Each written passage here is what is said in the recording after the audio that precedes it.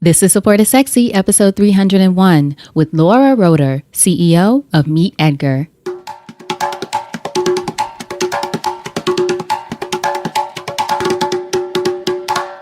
Welcome to Support is Sexy. I'm your host, Elayne Fluker, entrepreneur, author, and founder of Chic Rebellion Media. 5 days a week, Monday through Friday, I interview inspiring women entrepreneurs who share their wins and their lessons to help you take your business and your life to the next level and create something sexy. Here we go.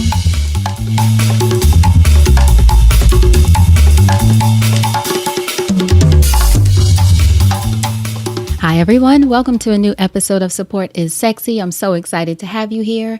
It just would not be the same without you.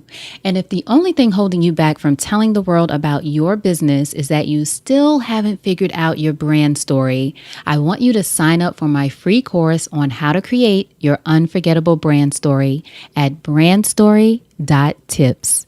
Now, today, I am so excited to share with you our guest, Laura Roeder.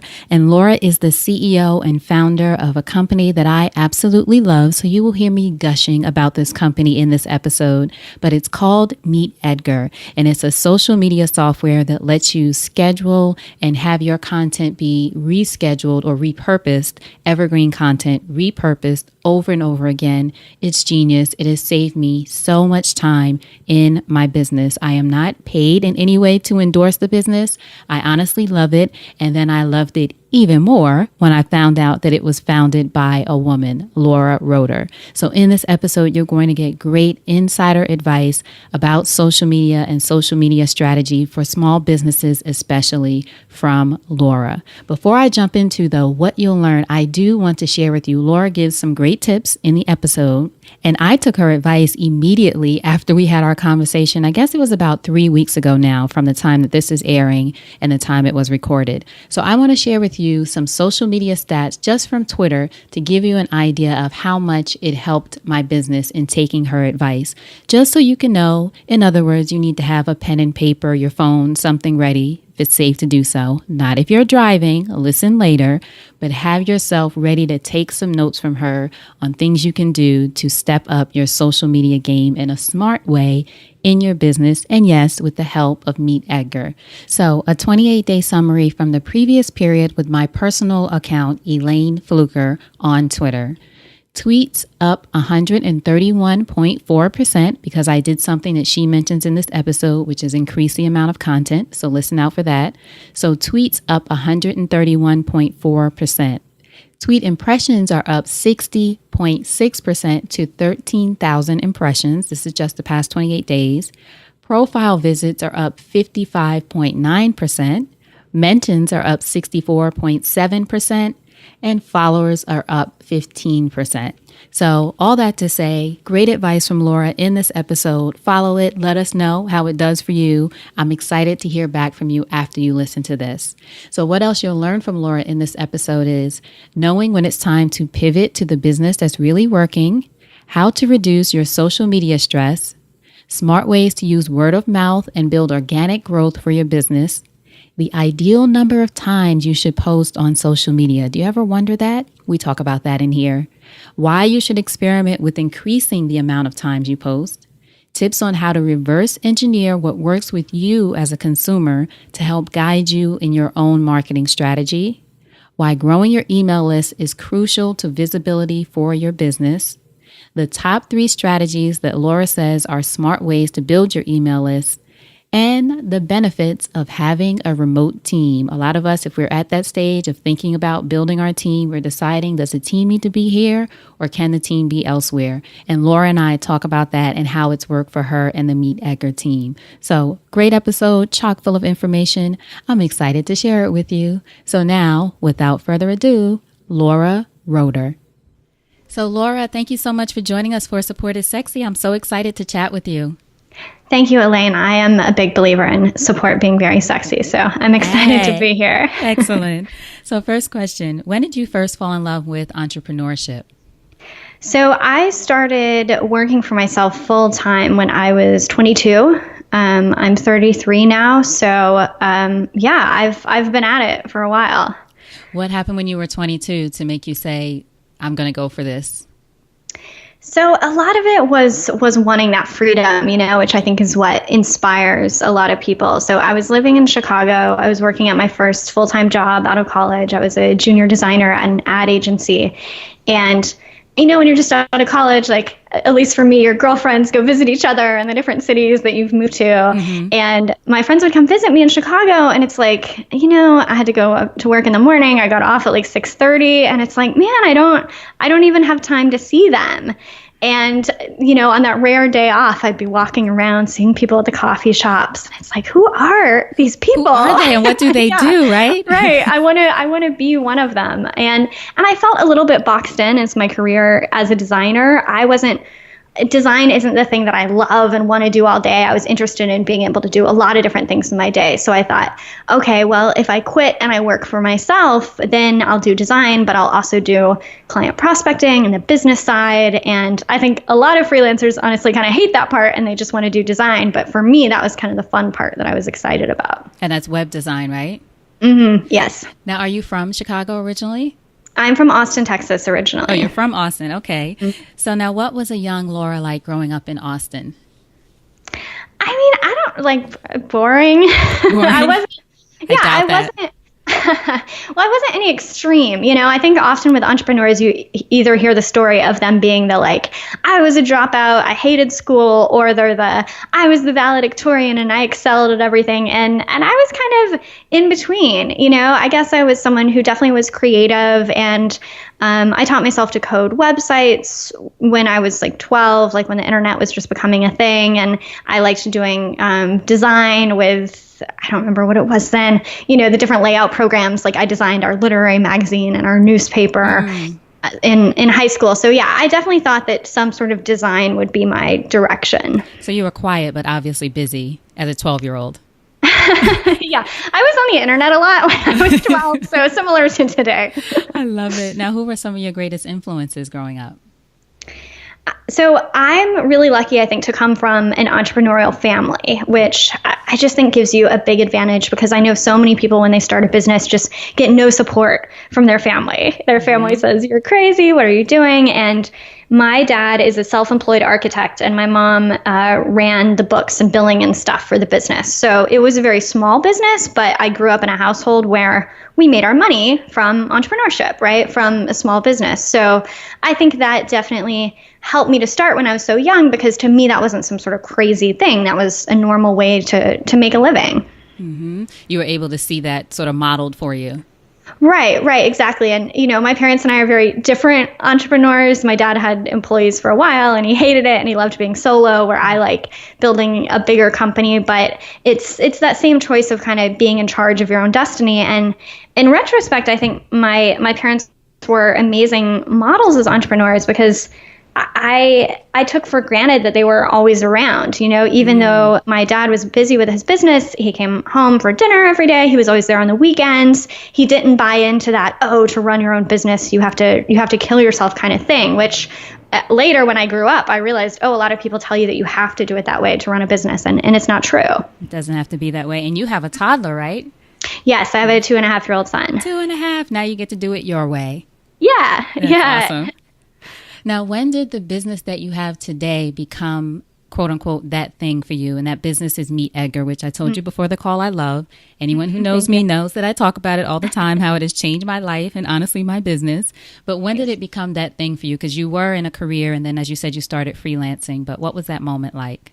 Yeah, so I started MeetEdgar 3 years ago, and at the time it kind of grew out of a training and information product business. So I was running LKR Social Media, which trained small business owners how to do social media marketing, and Edgar is software that does what I used to teach people. They had to do it manually. So before Edgar, you had to make a spreadsheet and put all your updates into categories on the spreadsheet and then copy and paste them into your tool.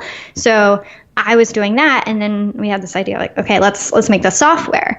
And so I was running both businesses simultaneously for about a year after Edgar launched. But the idea was to really, when I launched, I thought they would kind of feed each other. I thought, okay, well, that'll be great. We'll have the software and the training. And the software started doing well pretty quick. Well, I mean, honestly, very quickly, because we were at we were at $1 million annual revenue within our first year. So that's pretty good. That's pretty good. So we knew that we had created something that really resonated with people and that people found really valuable. So at that point, I just really loved the software model. So it's like, oh, wow, maybe I'm not going to do both businesses. Maybe MeetEdgar can be the only business and I can just have a software business. And that sounded really exciting to me. So yeah, about a year after launch, we did shut down LKR social media entirely. And I mean, it was a business it was a 7-figure business when we shut it down. But I just decided that software was the model for me. I loved it. And that's really what I wanted to move forward with. So was it difficult in any way then to shut it down because of the money it was making? Or as you said, was it no, once you decided that software was the way you wanted to go, that you were okay with making that? Well, it's not really a pivot because it was sort of in the same industry, but just deciding this is where I'm going to focus. And I ask that for so many of us who, whether we're making, 7 figures or not, have a tough time letting one thing go to focus on another. Yeah, I think I was ready, because I had that year to kind of build. It's like I was building towards that goal long term. Like once Edgar started doing well right from the beginning, I kind of realized, okay, this is a possibility for me. And this is what I really want. Because in my training business, I was the face of the business. I was the personality. I was the trainer. And I love speaking. I love that side of it. But especially once I became a mother, I really didn't want to have a business that was so tied to me personally, and a business that could never be sold because it was really all about me. So that was a big motivation for me in saying, okay, I want a business model that can truly grow beyond me and can sustain beyond me. And maybe, I'll be replaced as CEO someday, or maybe I'll sell it someday. And I felt like for me, software was really that great fit. So obviously it's never easy to let go of a whole business, but I think I gave myself some time and then I was ready for it. You were ready. So tell, for those listeners who don't know, can you tell us in short what MeetEdgar enables us all to do so brilliantly? Yeah. So what's really different about MeetEdgar is, so we like to call Edgar he, and Edgar's the one who does this all for you. Now, is a company MeetEdgar, or is MeetEdgar just the website and the company is Edgar?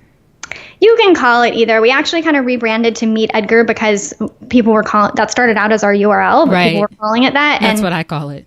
Yeah, if you Google MeetEdgar, you always find us. If you Google Edgar, you might find Edgar Allan Poe, or you might find us.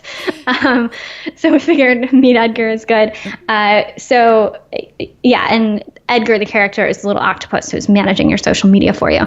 So what he does that's really different from other tools is repurposes your content so that you can get out of that cycle of creating 5 new updates a day every day for the rest of time, which is how a lot of small businesses are handling social media, and it's driving them insane because who has time for that? So what Edgar does is stores everything in a library and then automatically repurposes and recycles your content for you. And the reason that's a really smart idea is because 5 to 10% of your followers see any status update that you post. So why would you spend all this time coming up with content to post it once or even post it twice when such a tiny percentage of the people who follow you and want to hear from you are going to see it? So the results we see for people, you just get a lot more traffic, you get a lot more exposure, and it saves you a lot of time because once you've built up your library, Edgar's sending everything out for you. You can just go in and chat with people and do kind of the fun stuff on social. Excellent. It saves you a lot of time. And for me, in my experience, it saved me a lot of, what's the word? Anguish. When I forget to, or not even forget to, you just run out of time to put it in some other programs. Like, oh, I didn't program the social media for today. Oh, now it's been 2 days. Or if you're working on a project and you just can't get anything new up. And I love that, as you mentioned, you can keep adding to your library. I think I was going to pull mine up. I think I have maybe 200 pieces of content in there now. And I love that not that this is a commercial for MeetEdgar, but since you're here, let's talk about it. But I also love too that you can do it by categories. I was telling someone the other day, like you can do an inspirational quote in the morning, and then for me it's podcast quotes in the afternoon, and then something promotional later. So it's a great tool for people to look at, and I guess obviously that's what you had in mind when you were creating it. Yes, definitely. And I love that you talked about the anguish, because we like to talk about how Edgar creates just breathing room for entrepreneurs, because social media is so stressful for so many small businesses. Because, you forget to do it one day, you forget to do it one week, and then it's this thing looming over your head. Exactly. I'm supposed to be doing this. So, anything that can just kind of free up that breathing space for all the other things that you need and want to do as an entrepreneur, that's what we help you do. Now, what for you was the first step once you decided that you went? Did you do it with a partner when you first launched? Yeah, so my husband Chris, he's a programmer, so he built the initial version of MeetEdgar. Oh, right. He's your CTO now, right? Yeah. So he actually CTO sort of over describes how much time he spends. He spends like an hour a week consulting. Hey, nothing wrong with that. Yeah, he loves it. He's like, I'm the CTO. Yeah. No, I love it. So when you first started, then when you first decided this was the route you guys were going to take, what was the first step in launching MeetEdgar? So Chris spent about 6 months of part-time work building the software. And we did have money to put into it. We were putting in the profits from LKR. So I just want to point that out because I think there's a lot of bad information out there about how much money it starts to run a business. Every business is different. I love service businesses because you can get going straight away. But any business really requires at least some capital to get going, and even more to grow, whether you're generating that from profits of the business or you have an investor or whatever. So we did have some profits from the social media training business to put into Edgar. It wasn't profitable on its own right away. So after that 6 months building it, we started telling people about it. We were in a great position because I already had the social media training business. So we were at a huge advantage. I wasn't starting from no list, no web presence. I already had this group of customers and leads from the old business to promote to. Mm-hmm. So that's where we started. And we've always been big on organic, on content marketing, just creating useful information for people and doing things like this, being on podcasts, getting reviews, talking to our customers, and word of mouth is a huge source of business for us. So thank you for helping to do that. Absolutely. My pleasure. Thank you for creating this amazing tool. Now, do you share publicly how much you guys invested in the beginning in order to get it started? Or if not that? Yeah. Oh, go ahead. Okay. Yeah. So we honestly didn't track it that well at the time, but I tried to figure it out later. We spent about $200,000. Okay. And that include building the software and everything else? Yeah. Excellent. Actually, that's not bad, is it? You're a software person. Is that right? I mean, it's as far as companies that raise money, they usually raise more than that. So yeah, that was definitely doing it in a lean way. Now, today, MeetEdgar is 2.5 years old, right? Yeah, I think 3 years old now. 3 years old. And you have $4 million in annual revenue. Yes. 7,000 customers, probably more now. Yeah. And you're a bootstrap company, as you mentioned. So now when you started the company, was this part of your vision? Did you have a very clear vision? Obviously, you may not have known exact numbers, or maybe you did. But was this a part of your vision, or what was it when you first started out? Yeah, I've always had a big vision for it because I just knew how much it was needed because, I was obviously doing social media for myself. I was surrounded by small businesses doing social media, and I just saw that they were spending way too much time. Like they weren't getting the ROI from the time they were spending because it was so time consuming. Social media is a great way to promote your business and get traffic. But if you're spending 20 hours a week, it's probably not paying off for you. It just needs to be less time than that. So we really changed the social media tool industry, the way people think about scheduling. And of course, most people still don't know that we exist. We still have a long way to go. But this idea of thinking of which of your content is evergreen and which is not, and most of it is evergreen, this idea of categorizing your content, we came up with a new way to manage your social media. And I knew that it would be a way that would be really effective for a lot of businesses. So I'm really proud of that. Whatever happens, I know that I've saved some people a lot of time. You sure have. Nothing else. I can personally send you my hours if you ever need to put that in anything. Now, do you have any feedback from your current customers, other than me gushing, but other customers too, just about their experiences with the tool, and how have you been able to use that to continue to improve it?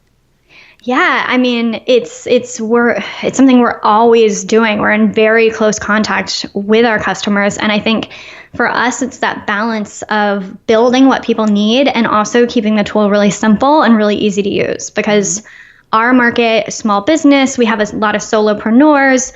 If they don't have a 10-person marketing team who's going to, do a 3-day training and figure out how to use the tool. Like, our customers are busy. They need to go in, figure it out intuitively right away, hopefully not have to read anything, just get it done. So for us, we're always looking at, okay, what are our customers trying to accomplish with the tool? How can we help them do that better? And also not honor every request that people ask for, because everything we add is another layer of complication, right? And another choice that our customers have to make. So that's something else that is unique about our tool. Some other tools out there try to be all in one, because there's a lot people do on social media, right? Maybe you're managing customer service, maybe you're connecting with influencers, and our tool doesn't do all those things. Our tool is really great at repurposing your content, saving you time, getting much bigger exposure for the content you've already created, believers in focusing on something and doing an amazing job of it for our customers. That's right. Now I have a question. This is a personal question about the tool, though. I know you can tag for Twitter on social media, but you can't tag people with the Facebook posts. Is that something that is deliberate or something that's coming, or what is the reason for that? Do you have any idea off the top of your head? Well, we're actually building it right now. So okay, taken care of. Check. I'll take that off my list. Check. Yeah, it is coming. We never promise dates because that's good. Stuff happens. But actually, I emailed your when I asked the support person about that, they wrote back and said, "Oh, this is great. We'll put it on a list." They were lovely. They didn't say it was coming, but I know, because we usually I'm actually breaking our rule, because we don't even tell people that, because we're like, you don't want to promise it, because what if something goes wrong and like we're not able to finish it? You know, I got a scoop. You did get a scoop. Now, what about Instagram? I know that's something that you don't have on the tool yet. Is that something you're working on also, of adding that as an option? Instagram is really interesting because they've really chosen to go a different route in the permissions that they give third-party tools.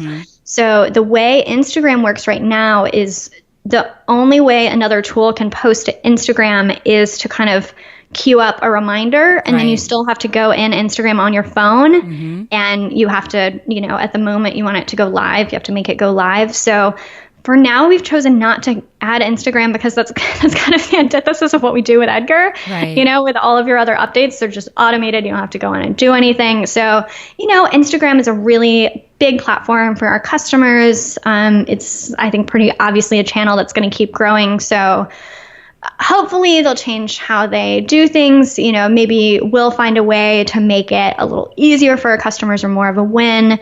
But that's why we've decided for now to leave it out of Edgar. Can I tell you now, hearing you say why you don't use it is because it goes against what the platform is all about as far as what you do. It makes total sense now, because I would always think, why don't they have Instagram? But now you're so right. Even with other tools, you get the reminder. You have to go in, make sure you're logged in, still post it and correct it and all of that. You're so right. Okay, I support that. That's fantastic. Now, we talked about how the importance of, you mentioned reposting or repurposing your content. What would you say is the ideal number of times to promote content within a day on social? Because I know for me, sometimes I'm like, oh, this is showing up so many times, but that's because I'm paying attention to it, right? But other people aren't necessarily seeing it that many times. So is there an ideal number of times? Yeah, I mean, you really hit the nail on the head, because you see everything that you post. Right. And that's why people get really nervous. I mean, people get nervous just about reposting anything at all, because they think, I'm going to be spamming people, I'm going to be bothering people. It looks totally different to you, because you read 100% of your posts. No one else does. Maybe your mom does. Maybe. Maybe. That's about it. And I just really encourage everyone to look in your stats. Look in your stats, and Facebook and Twitter, all the platforms show you what your reach is, how many clicks you're getting, how many people are viewing your stuff.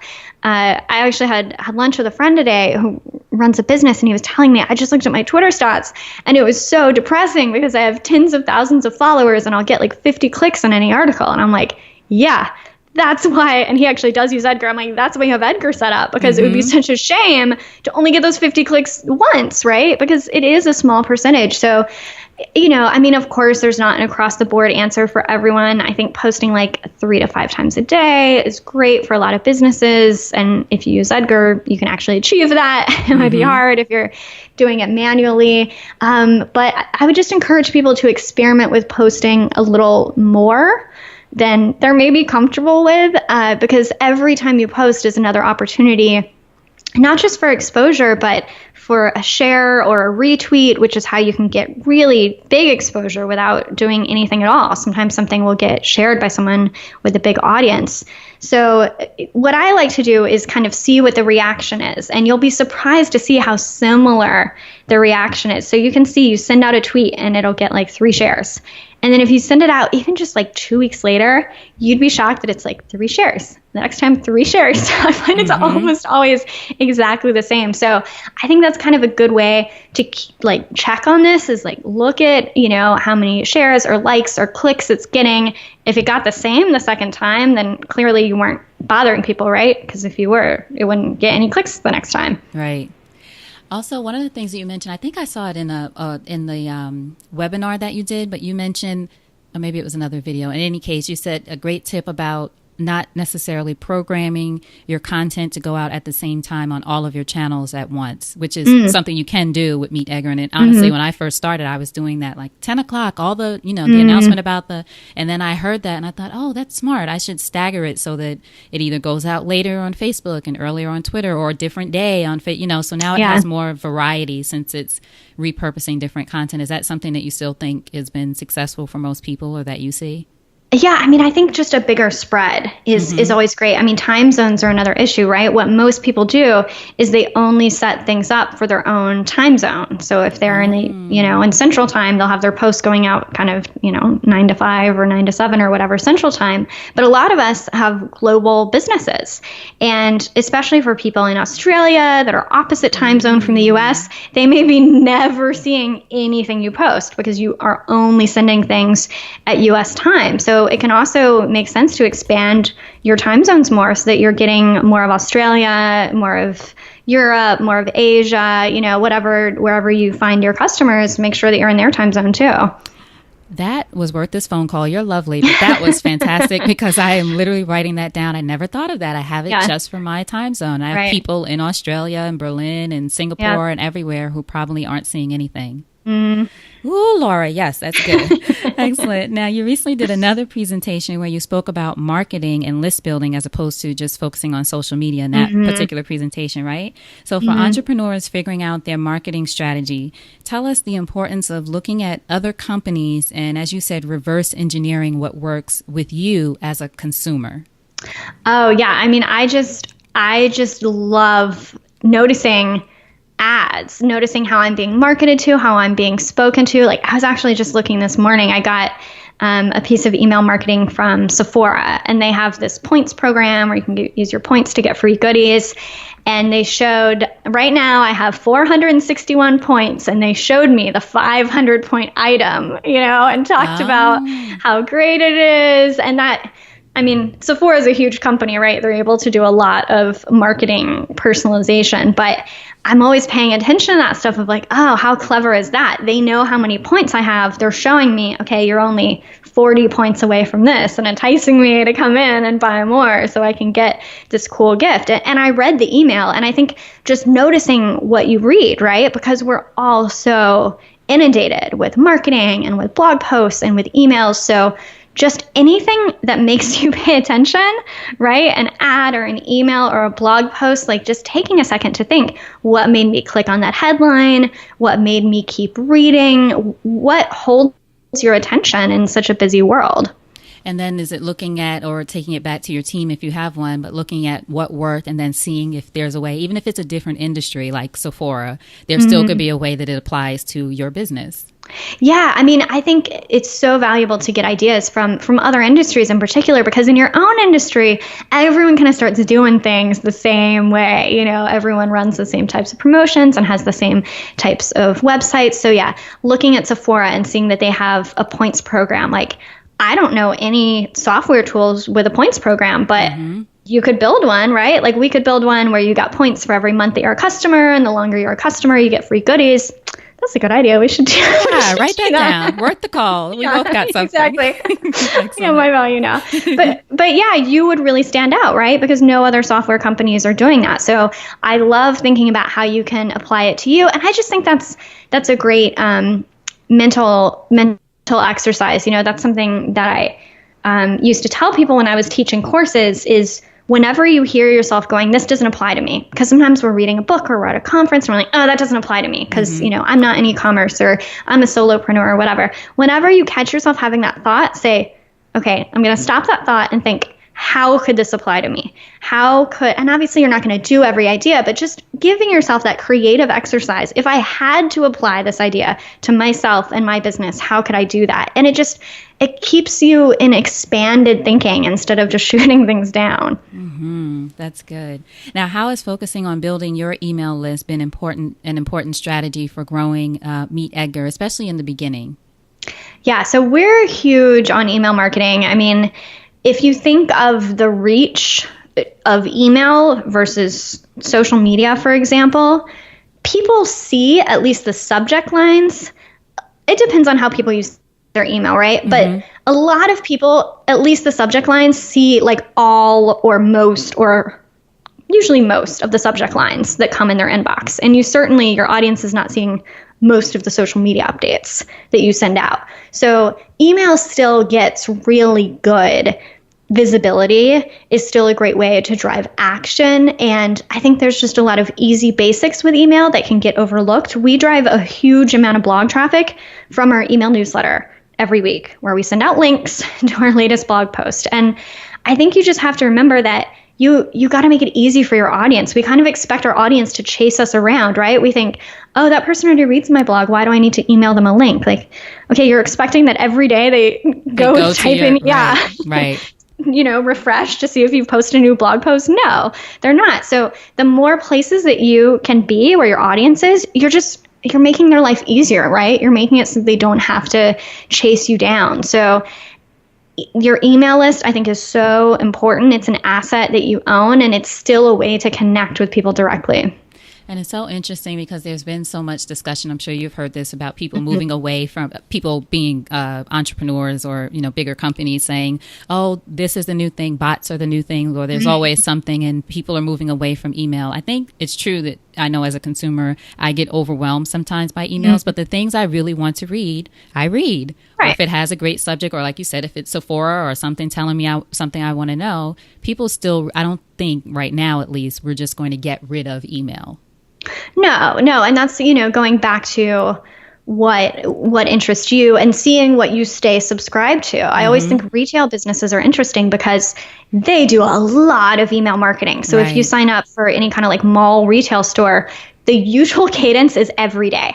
They will email you every single day. And you're not opening all those emails, but it's kind of interesting if you also don't unsubscribe, right? And usually that's because maybe they have a sale that you don't want to miss out on, or there's like a certain type of item that you want something to come out. There's something you're interested, right, in buying from that store. Otherwise you wouldn't stay on their list. And I think that's just a good reminder, don't be disappointed if people don't open up every single email, but yes, we all still have email. Email is a very active part of the modern person's life. Exactly. Now, what would you say are 3 strategies for email list building that you suggest for entrepreneurs, especially a lot of our listeners are either in the idea phase or they just launched or the early stage of their businesses? So the first thing is just have some sort of email collection.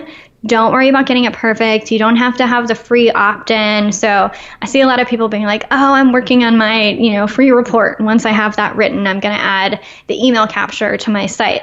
You always, literally from day one, just want to have a box that says, sign up for emails from me, right?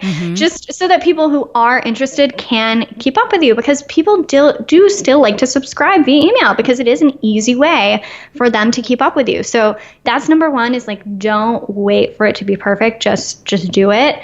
And number 2 is to make sure that you have a lot of opportunities for people to opt in for your list. So social media is actually one that a lot of people forget. So something that I always like to do with Edgar with the categories is have one category that's just prompting people to get on your email list. So maybe you have a free opt-in that you're talking about. Maybe it is as simple as, do you know that we send out this really valuable newsletter every Wednesday? Here's the link where you go sign up. That way you're constantly, getting people from your social media channels and attempting to move them to your email list. And you can't send it out just once, right? You to send it out over and over and over again. And people who aren't on your list are not going to be angry. People who are already on your list are not going to be angry with you, which is what we often imagine. We're like, well, what if I ask them to sign up for my list and they're already on it? Like, they don't care. Exactly. They've scrolled past it before they even thought about it. Right. They're not angry. Like, they're just not. But we often kind of create this big story in our head for our own businesses of like, oh, well, okay, how can I filter out the people who are already on my list? Like, you're overthinking it. They're just like, oh, I'm already on that list.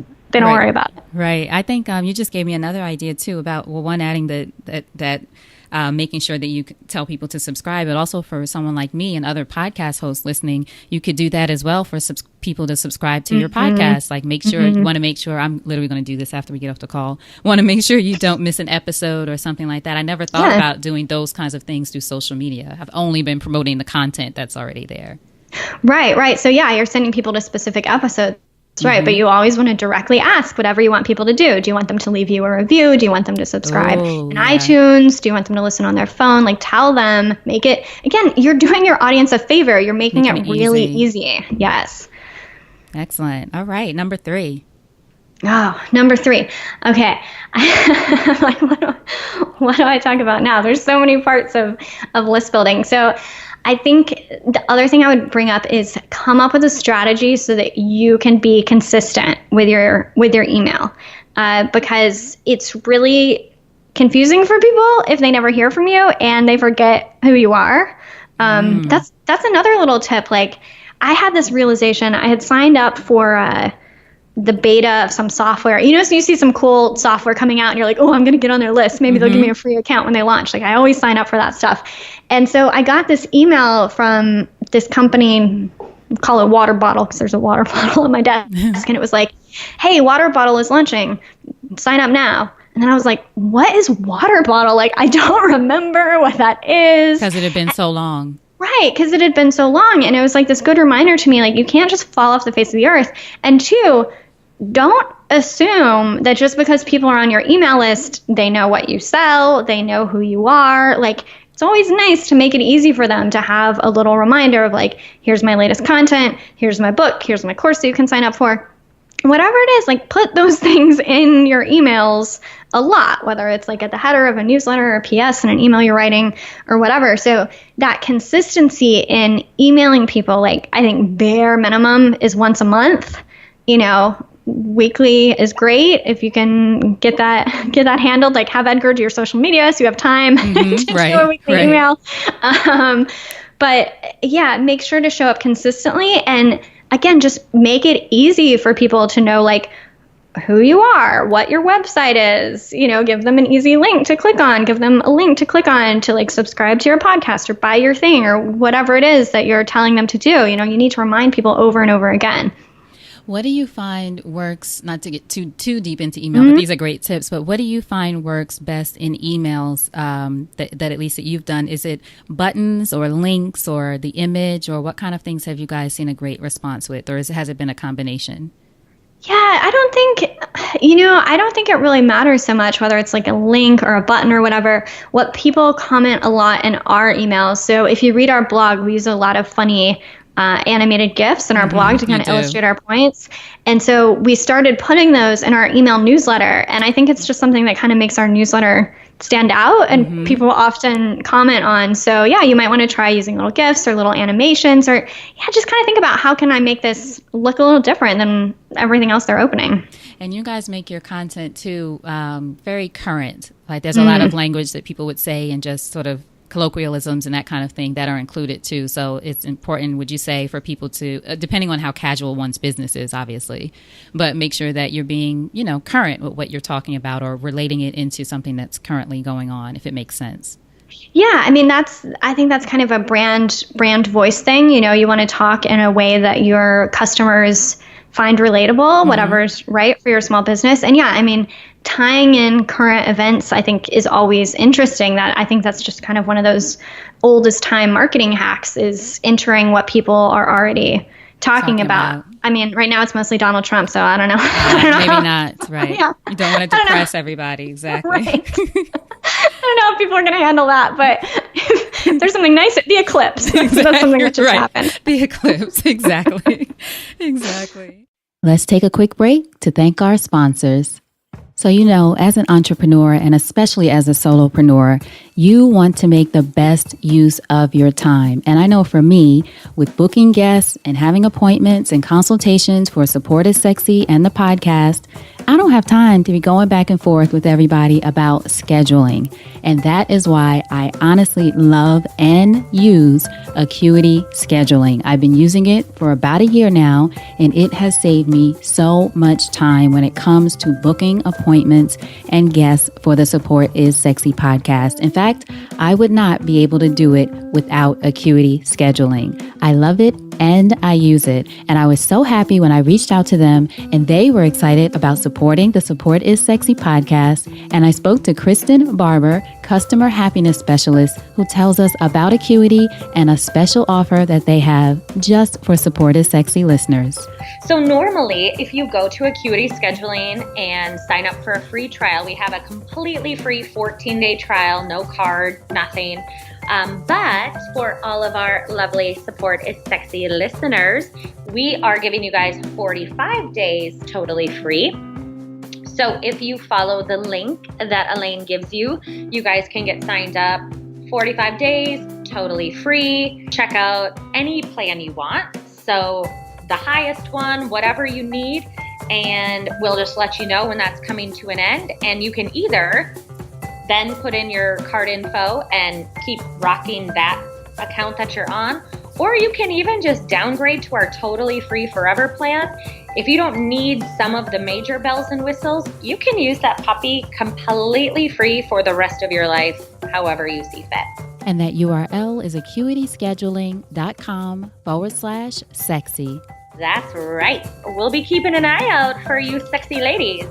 Again, that URL is acuityscheduling.com/sexy. So that's ACUITY scheduling.com/sexy. Make sure you check it out. It's well worth it. A 45-day risk-free trial. And look, we want to make sure that we support the brands that are supporting women entrepreneurs and Support is Sexy. So check it out at acuityscheduling.com/sexy. And now, back to the show. Now, what would you say, Laura, entrepreneurship has taught you about yourself as a woman? I saw, like, you sent over the show notes and I was like, taught me about myself as a woman. Like, that is actually a really, really fascinating question that I haven't thought that much about, because I don't think of, it's weird because I am really passionate about female entrepreneurs and especially women in tech, because there's some, let me tell you, there's some problems that are happening. And even though that's something that, like, I am actively really interested in, I guess I don't think that much about my experience in business as a woman, because I don't know anything different, right? That's all I know. I mean, I think that, to paint really broad strokes, women are driving this new idea of businesses that are more flexible, more oriented towards your personal goals. I think a lot of women are willing to opt out of the hustle, have some support is sexy, right? That's right. And I think, maybe that's because we were culturally raised, maybe not to be as hard hitting or competitive or whatever, like, for better or for worse, maybe we'll allow ourselves some more of that space. And I think that's a great thing. I mean, yeah, this is a big topic. I think that's part of the reason women have had trouble getting ahead in the sort of traditional business world, is like, we're not always willing to, like, play those dumb games. We're like, you want to stay at the office till 2 a.m.? Cool. I'm going home with my kid. Exactly. Right. I've got better things to do, which hurts us, because that's the structure that's been set up. So, I like being a female business owner that can create what I think is a better way to work and a better environment for my team. Is your team all remote? Yeah, so we're all in the U.S. and Canada, but we don't have an office. Everyone works from home. How do you, and I want to be respectful of your time, just a few more questions. How do you work together as a team? Do you have meetings online, or what is the way that you keep the team sort of solid? So we meet up in person twice a year, and then people often go to conferences with their team in between that. But we're different from a lot of remote companies, I think. So I bring up that we're in the US because we're in the same time zones. Obviously, West Coast, East Coast spread, but there's a big overlap there. So we operate a lot more like a traditional company where we have an all hands Monday meeting, every team, and we do everything via video chat. Every team has Monday planning, Friday retrospective. We have a rule that you always have to get on video. If you're going to talk to anyone, you can have cats on your head. You can have like children smearing mud on your face. Like, we don't care what's going on, but like get on video because it's so important for communication. So the way we do it is we all work together. We just, happen to be working from different places, which people who are next to each other are working on the computer together anyway. So in a lot of ways, it's not so different, I think, from an in-person business. Is that something that you think you want to hold on to moving forward? Because Yes. a lot of business are moving that way now, but you've been doing that from the beginning. Yeah, I mean, we love being a remote team. I mean, it has its downsides, but I mean, for us, the talent that we can find is incredible, right? Because we're not limited, right? Yeah, to one city. And we also get great talent because people are looking for remote jobs because they don't want to commute for an hour each way just to sit in front of a computer, right? They can do that at home, or they can do that at the Starbucks down the street. So we're able to get really great talent who's looking for that kind of flexibility. And like, we've had a lot of people move, which actually surprised me. Way more people than I thought have moved cross country because their spouse got a job, or because they wanted to be near family, or because they wanted to move. And the idea that we would lose a great team member because they had to make this choice to go for their spouse's job, like, I hate that we would have to lose them. So I've actually been surprised how much that flexibility and location has helped us. I didn't think that would be such a big factor. It's so interesting what you said, too, about women in tech and just the way women are standing up more and saying they want flexibility and different things in the office, because I do feel like even though some of us are still penalized in some way, even if not overtly for things like that, but I feel like a lot of industries, though, are now talking about that more. So now men want to work from home, and it's like, oh, we have a remote, you've been doing it forever, but it's so interesting to hear how the culture is, at least in from what I've seen, in some way shifting, but women sort of led the way in that, but now it's being celebrated. So it's the case. Yeah, a flexibility thing that I'm fascinated by is the problem of school pickup. So when you have kids like that are old enough to entertain themselves at home, you have this problem because school ends earlier than the workday. So you have to either like hire someone to bring them home and watch them, or they have to do some sort of after school care. So we have 2 employees right now who at 3:00, they take 15 minutes, they drive to school and they bring their kid home. And then they're working from home. So they're home in case anyone lights the house on fire, but their kids are old enough to not need to be watched all the time. And like the fact that we've just solved that problem working from home, like, yeah, take 15 minutes off. Like, of course, no problem. And then come back home and work. That allows them so much freedom, so much flexibility, not having that cost of having to do after school care. There's all these ways in which families don't line up with the regular workday, or of course, all the school holidays that people don't have off work. Right. The kids are old enough, they can just hang out at home while you work from home, and now it's no problem for you. So I'm just like passionate about all that stuff of making our work lives fit better with the rest of our lives. And sometimes it's a simple, I don't want to make it sound too simple. I'm sure you had to make some adjustments, but a simple solution like, 15 minutes off at 3 to go pick up your kid.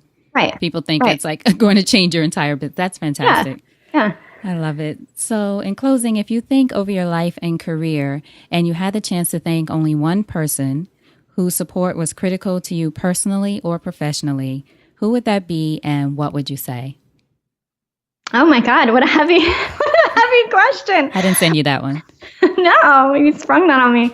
I have to think of my husband, right? Because I think any of us who have partners, well, I guess not everyone has a supportive partner. If you have a supportive partner, that's just so crucial, because being an entrepreneur is a huge life decision, right? It impacts every part of your life. So in my case, of course, not only has my husband been, so supportive and so encouraging in what I want to do, but also helped me to build that business and has been a really integral part. He's the one that knew about software and taught me about software. I had never run a software business before. So yes, shout out to Chris. I could not do this without you. Hey, Chris. That's great. So now tell us, Laura, how we can support you. Of course, I'll have links to everything we talked about in MeetEdgar, which again, I love for those who didn't get that. Thank you. But tell us how we can support you and anything else you want us to know about. Yeah, so go check out MeetEdgar.com. You'll probably get a free trial. We're always testing that, so I can never make promises on podcasts. Or email us if you don't see that, because we're happy to give you a free trial. So you can check it out. Check out our blog. We're MeetEdgar on all the social platforms. You can find me on Twitter at LKR, and I also blog at my name, lauraroeder.com. And what's the email you said to email MeetEdgar? Support at MeetEdgar.com. Okay, excellent. Laura, I learned a lot, first of all, but this was so great. I really appreciate all the wisdom that you shared with us and your story, of course. Thank you. Excellent. Now, before you go, what's a parting piece of advice from you to our listeners about anything? Just getting in action. I think that's the most important part, right? Especially, I know we have some listeners that are in that kind of still dreaming phase, still planning phase. I want to start the business someday. This sounds really amazing. Whatever little thing you can do to make it real, because once you make it real, that's when you can actually improve it. That's when you can get feedback, because you can make plans all day in your head, right? But like, you don't really know how it's going to go. You don't know if people are going to buy it or not like what you're offering or love it or think it's too cheap or think it's too expensive. You just don't know all that until you put it in reality. So, I mean, I think once you're selling something, like that's when you're in business. So if there's any way that like maybe you're thinking about starting a wedding planning business, like you don't have to start the whole business, like find one person and help plan their wedding. You know, maybe it's for free for the first person. Like, okay, now you've started your wedding planning business. Now you've done it and you can grow it from there. But when you're just dreaming about it, you don't know how to improve it yet. So I think that's the most important thing. Excellent. Laura, thank you so much. Hold on just a second. All right. I hope you enjoyed that conversation with Laura and got some great tips from her on social media strategies.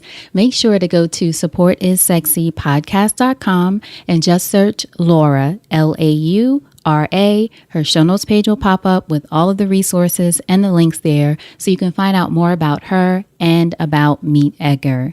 And if this is your first time listening, or your 301st time, if you can believe it, I would love to hear from you. So please go on over, leave a review. Let me know what you think. I always say I'd love a 5-star review, but any feedback is appreciated. So go over, leave a review. Let me know what you think of the show, anything I can do better, anything that's working. I'd love to hear from you. All right. So thank you so much again for listening. And until next time, you know what to do. Go out there and create something sexy, and I'll talk to you soon. Take care.